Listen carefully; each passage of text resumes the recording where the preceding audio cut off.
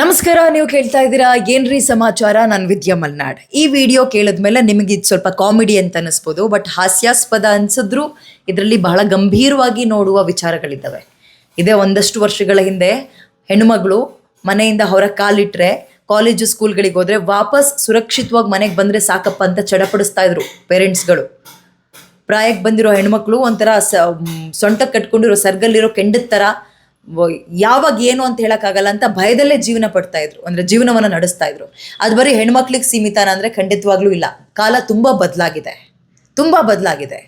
ಈಗಿನ ಯುವತಿಯರಿಗೆ ಮಾತ್ರ ಅಲ್ಲ, ಯುವಕರಿಗೂ ಕೂಡ ಈ ಕಾಲ ಸೇಫ್ ಅಲ್ಲ, ಗಂಡು ಮಕ್ಕಳಿಗೂ ಸೇಫ್ ಅಲ್ಲ ಅಂತ.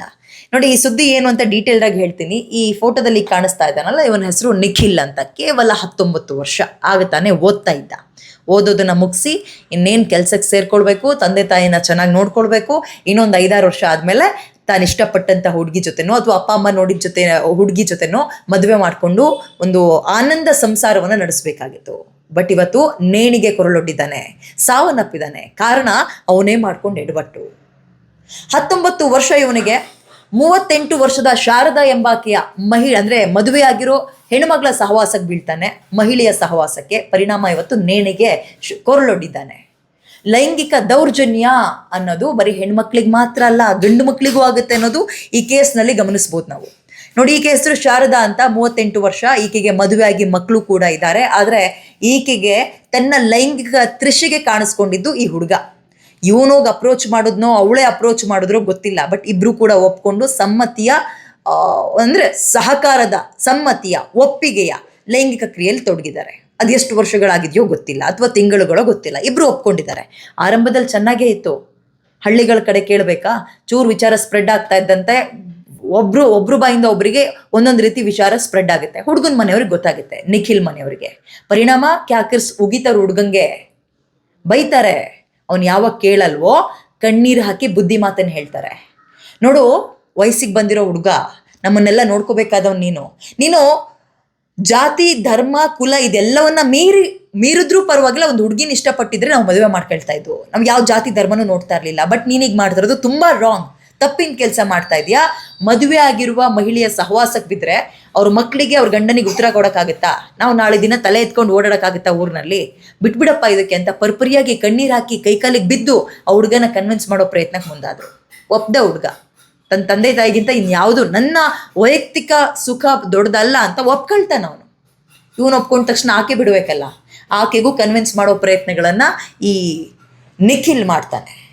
ಈಕೆಗೆ 38 ವರ್ಷ, ಮದುವೆ ಆಗಿದೆ, ಮಕ್ಕಳು ಕೂಡ ಇದ್ದಾರೆ. ಆದರೂ ಮತ್ತೊಬ್ಬನ ಸಂಘವನ್ನು ಬಯಸ್ತಾಳೆ. ನಾನು ಆರಂಭದಲ್ಲಿ ಹೇಳಿದೆ, ಇವನ ಕಡೆಯಿಂದ ಅಪ್ರೋಚ್ ಹೋಯ್ತು ಅಥವಾ ಮಹಿಳೆಯಿಂದ ಅಪ್ರೋಚ್ ಹೋಯ್ತೋ ಗೊತ್ತಿಲ್ಲ, ಬಟ್ ಇಬ್ಬರು ಕೂಡ ಒಟ್ಟಿಗೆ ಸೇರಿದ್ದಾರೆ, ಒಟ್ಟಿಗೆ ಮಾತಾಡ್ಕೊಂಡಿದ್ದಾರೆ. ಕನ್ವಿನ್ಸ್ ಮಾಡ್ತಾನೆ, ನನ್ನ ತಂದೆ ತಾಯಿ ಒಪ್ತಾ ಇಲ್ಲ, ಊರಲ್ಲಿ ಒಬ್ಬೊಬ್ರು ಒಂದೊಂದು ರೀತಿ ಮಾತಾಡ್ತಾರೆ, ದಯವಿಟ್ಟು ಇದನ್ನೆಲ್ಲ ಇಲ್ಲಿಗೆ ಬಿಟ್ಬಿಡೋಣ ಅಂತ ಕೇಳ್ತಾಳ. ಆಕೆ ಸುತಾರ ಒಪ್ಪಲ್ಲ, ಬ್ಲ್ಯಾಕ್ ಮೇಲ್ ಮಾಡ್ತಾಳಂತೆ. ವಿಡಿಯೋಗಳಿದ್ದಾವೆ, ಹಾಗೆ ಹಿಂಗೆ ಊರಲ್ಲಿ ಅವ್ರಿಗೆ ಹೇಳ್ತೀನಿ ಇವ್ರಿಗೆ ಹೇಳ್ತೀನಿ ಅಂತ. ಹುಡುಗ ಹೆದರೋಗ್ಬಿಟ್ಟ. ಈ ಕಡೆ ಅಪ್ಪ ಅಮ್ಮಂಗೂ ಹೇಳೋಕ್ಕಾಗ್ತಾ ಇಲ್ಲ, ಊರಲ್ಲಿ ಮರ್ಯಾದೆ ಹೋಗ್ತಾ ಇದೆ. ಈಕೆ ತಿಗಣೆ ಥರ ಅಂಟ್ಕೊಬಿಟ್ಟಿದ್ದಲ್ಲ, ಬಿಡ್ತಾ ಇಲ್ಲ. ಪರಿಣಾಮ ಲೈಫನ್ನು ಫೇಸ್ ಮಾಡೋಕ್ಕಾಗದೆ ಇವತ್ತು ನೇಣಿಗೆ ಕೊರಳೊಡ್ಡಿದ್ದಾನೆ. ತಂದೆ ತಾಯಿ ಲಬೋ ಅಂತ ಬಾಯಿ ಬಡ್ಕೊಳ್ತಾ ಇದ್ದಾರೆ. ಪ್ರಾಯಕ್ಕೆ ಬಂದಿರೋ ಮಗ ಇನ್ನೇನು ಕೆಲಸ ಹುಡ್ಕೊಳ್ತಾ ಇದ್ದ, ಈಗ ತಾನೇ ಓದ್ ಮುಗಿಸಿದ್ದ. 19 ವರ್ಷ ರೀ. ಇನ್ನೊಂದು 4-5 ವರ್ಷ ಆಗಿದ್ರೆ ಮಗನಿಗೆ ಒಂದು ಹೆಣ್ಣು ನೋಡಿ ಮದುವೆ ಮಾಡೋರು, ಮನೆಗೆ ಬರೋ ಸೊಸೆ ಸೇರೋದು ಒಳಗೆ ಬರ್ತಾ ಇದ್ಲು. ತುಂಬ ಸಂಸಾರ ನಡೆಸ್ಬೋದು ಅಂತ 100 ಕನಸು ಕಟ್ಕೊಂಡಿರ್ತಾರೆ. ಎದೆ ಎತ್ತರಕ್ಕೆ ಬೆಳೆದಿರೋ ಮಗ ಇವತ್ತು ನೇಣಿ ಕೊರಳೊಡ್ಡಿದ್ದಾನೆ. ಅದು ಯಾವುದಕ್ಕೆ? ಯಾರೋ ಮದುವೆ ಆಗಿರೋ ಹೆಂಗಸಿನ ಸಹವಾಸಕ್ಕೆ ಬಿದ್ದು.